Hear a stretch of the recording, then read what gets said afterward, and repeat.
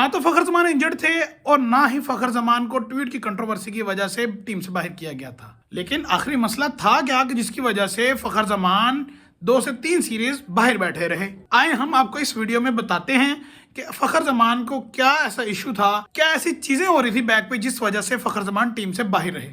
तो पीसीबी के official page पे पॉडकास्ट जो है फीचर हुआ है जिसके अंदर सलमान भट्ट इंटरव्यू कर रहे हैं फखर जमान और नसीम शाह का। तो पॉडकास्ट शुरू होते ही सलमान भट्ट पूछते हैं कि फखर जमान आप टीम से बाहर क्यों थे, आप इंजर्ड थे या कोई और इशू था, क्योंकि कंट्रोवर्सी उन दोनों बहुत ज्यादा हुई थी कि पीसीबी ने उस ट्वीट की वजह से फखर जमान को 2 से 3 सीरीज बाहर बिठाया है। और यह भी कहा जा रहा था कि मुश्किल है कि फखर जमान को चैंपियन ट्रॉफी का हिस्सा भी बनाया जाएगा। फखर जमान उसके जवाब में कहते हैं कि मुझे 99% लोग भी यही कह रहे थे कि इस कंट्रोवर्सी की वजह से आपको टीम से बाहर किया गया है, लेकिन मैं इंजर्ड भी नहीं था। और इसके बाद फखर जमान ने बताया कि मुझे जो है वो एक बीमारी थी जो कि बहुत देर से डायग्नोज हुई थी और मैंने पीसीबी को आगाह कर दिया था कि मुझे यह बीमारी है जिसकी वजह से मैं नहीं खेल सकता, और वो बीमारी थी हाइपरथायराइड। उसकी वजह से मेरे जिस्म में ना तो एनर्जी थी और ना ही मेरे से इतना ज्यादा खेला जा रहा था, जिसकी वजह से मुझे कुछ देर ब्रेक लेना पड़ी। लेकिन हमने देखा कि डोमेस्टिक के अंदर फखर जमान वापस आए, उन्होंने डोमेस्टिक के अंदर परफॉर्म किया। उसके बाद वो यूएई गए, डेजर्ट वाइपर की तरफ से उन्होंने अच्छा खासी बैटिंग की और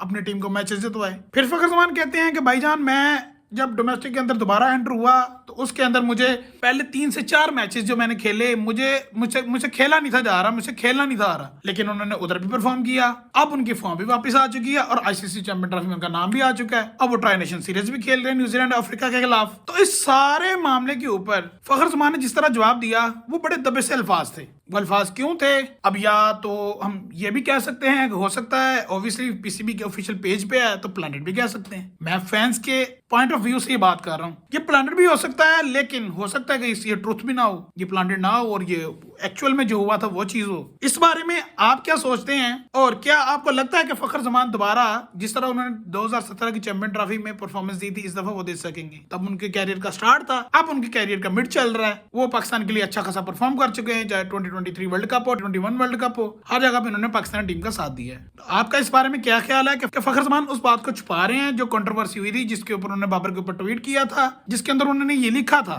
कि आप अपने इतने बड़े प्लेयर की प्लेयर को इस तरह निगलेक्ट नहीं कर सकते।